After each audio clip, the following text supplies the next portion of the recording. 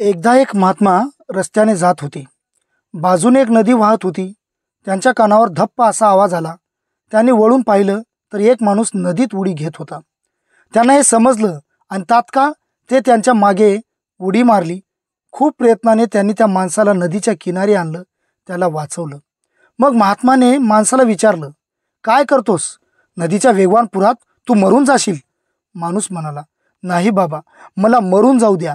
अशा जीवनापेक्षा तर चांगलं आहे की मी मरून जावं.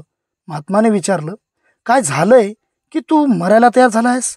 सांगशील की काय, कोणती गोष्ट आहे? तेव्हा तो माणूस म्हणाला, बाबा, माझ्या आयुष्यात खूप खूप प्रॉब्लेम आहेत. माझ्याजवळ ना तर पैसा आहे, ना तर माझ्याजवळ काही काम आहे. आणि मी खूप लोकांकडून कर्ज घेतलं होतं व्यवसाय करण्यासाठी. माझे सर्व पैसे डुबून गेले. आता सर्व लोक माझ्या मागे हात धुवून लागले आहेत. मी काय करू काही समजत नाही. तेव्हा त्या महात्मानं सांगितलं, चला आश्रमामध्ये जाऊ आणि तेथे बोलू.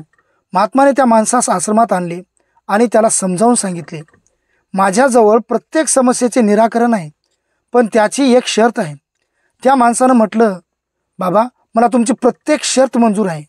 महात्माने म्हटलं, जर तू माझी वर्षभर सेवा करशील तर मी तुला एक घागर देईन, जी तुझी प्रत्येक इच्छा पूर्ण करेल. जर तू माझी 2 वर्ष सेवा करशील तर मी तुला ती घागर बनवायची विधी सांगेल. परंतु एका गोष्टीची काळजी घ्यावी लागेल की जर ही घागर फुटली तर तुझी सर्व संपत्ती नष्ट होऊन जाईल. तेव्हा तो माणूस म्हणाला, नाही बाबा, असं कधीच होणार नाही. मग तो नियमित त्या महात्माच्या सेवेत असतो.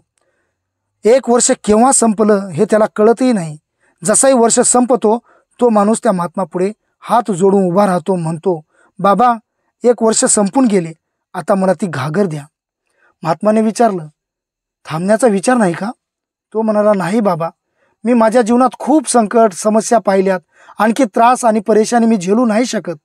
महात्माने म्हटलं, जशी तुझी इच्छा. महात्माने त्या माणसाला ती घागर देऊन दिली. तो माणूस घागर घेऊन सरळ आपल्या घरी येतो आणि त्याने जेवढ्या वस्तू गमावल्या होत्या त्या सर्व तो घागरीने बनवतो. घर, पैसा, गाडी, घोडा, प्रत्येक आयुष्य आरामाच्या वस्तू, चैनीच्या वस्तू त्याने त्या घागरीने बनवून घेतल्या.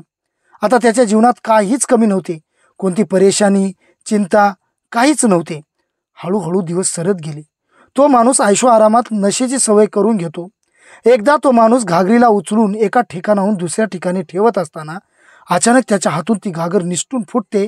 तेव्हा त्याची सारी नशा गायब होते. एका क्षणात त्याची सारी संपत्ती नष्ट होते. तो आपले डोके धरून बसतो आणि विचार करतो की कदाचित मी आणखी 1 वर्ष आश्रमात राहिलो असतो, घागर बनवायची कला समजून घेतली असती.